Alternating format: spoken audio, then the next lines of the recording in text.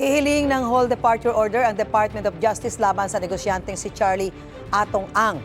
Si Atong Ang na lang ang hindi pa naaaresto sa 18 akusado kaugnay sa pagkawala ng mga sabungero. May unang balita si John Consulta. Ayun na sinasabi niyong wala siya dyan. How can we be sure na wala siya dyan? Mga alas 2 ng hapon na magtungo ang PNP-CIDG sa address ng negosyanteng si Charlie Atong Ang sa Pasig City para isilbi ang arrest warrant na inilabas ng Branch 26 ng Santa Cruz, Laguna Regional Trial Court. Noong una, hindi agad pinapasok sa nasabing bahay ang mga tauhan ng CIDG. Ito, warrant of arrest. We will implement it whether you like it or not. Guard! We'll be giving them 10 minutes. Kung ayaw nila tayong pagbuksan, i-implement natin yung warrant of arrest. Pati sila aarestuin namin. Maya-maya, naglatag na ng hagdan ang mga polis. Palapasin mo na ulit. Guard! Ilang sandali pa, dumating ang isang nagpakilalang abogado ni Ang. Attorney Acosta. Ma'am? Yes po. Ma'am? Yes po. Colonel Giagi from CIDG. Hold on. Can I just come in first before you go in? Please. Thank you.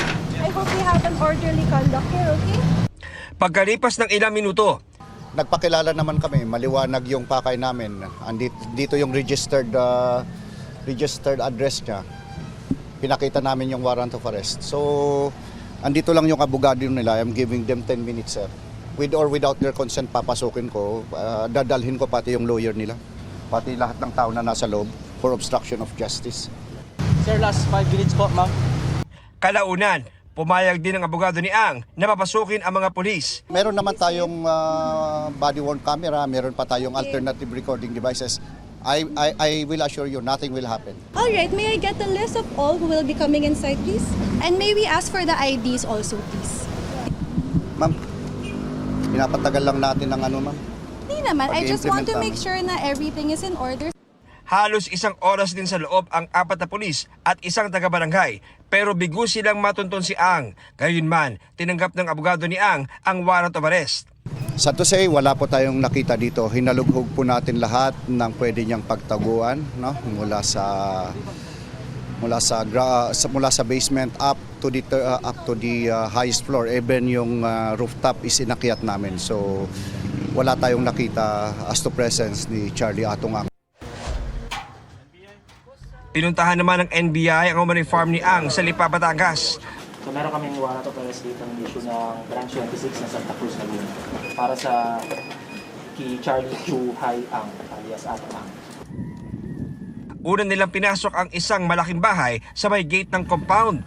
Inisa-isa ang mga kwarto pero hindi nakita si Ang. Hindi rin siya nakita sa isang malaking gusali sa compound. Mahigit 30 hektarya ang lawak ng property ni Ang. At sa pag-iikot ng mga ahente sa loob, nakita ang mga alagang panabong na manok, 2 helipad at malawak na open ground. Pero walang nakitang Atong Ang doon. Hindi bababa sa 4 na warrant of arrest ang inilabas ng Branch 26 ng Santa Cruz, Laguna Regional Trial Court laban kay Atong Ang.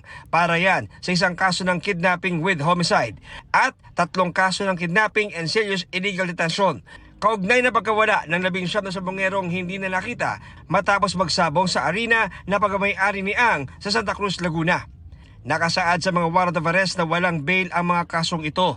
Ipinaaresto na rin ang 17 iba pang kapwa-akusado ni Ang. 9 na pulis na dati nang nasa restrictive custody ng PNP ang itinurn over sa CIDG. Naaresto naman na ang 8 sibilyang co-accused ng mga security personnel at empleyado sa sabungan ni Ang. Si Ang na lang ang hinahanap ng mga otoridad. Ayon sa DOJ, walang record ng Bureau of Immigration na lumabas ng bansa si Ang. Hihilingin daw nila sa korte ang paglalabas ng whole departure order laban kay Ang. Nauna lang naglabas ng ILBO o Immigration Lookout Bulletin Order ang DOJ para mamonitor ang posibleng paglabas nito sa bansa. Tuloy naman ang malawakang manhunt operation ng pulisya. I ask Mr. Atong Ang to peacefully surrender na lang. We have several ongoing ngayon ng manhunt. There are several properties niya po in Metro Manila as well as in Region 4A na ongoing yung ng tauhan namin. gagawin lahat ng kapulisan para hanapin at iserve itong warrant of arrest laban kay Charlie Atong Ang.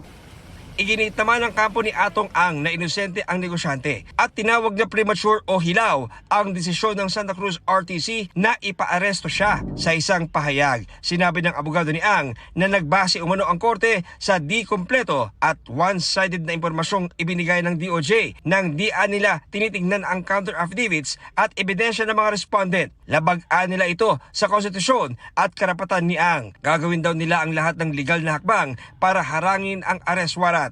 Ikinalulungkot nila na hinayaan ng DOJ na manipulahin sila ng whistleblower na si Julie Dondon Patidongan.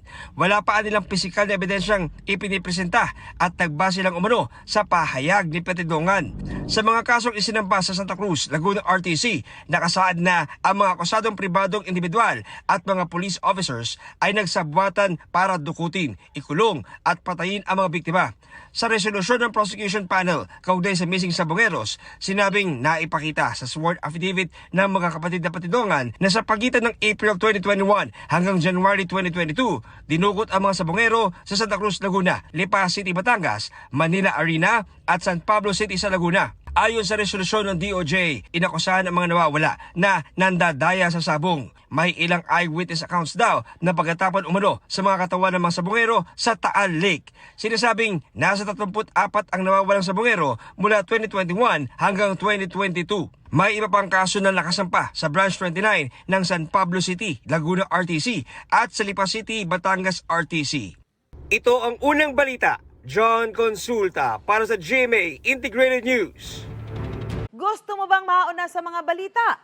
Mag-subscribe na sa GMA Integrated News sa YouTube at tumutok sa unang balita.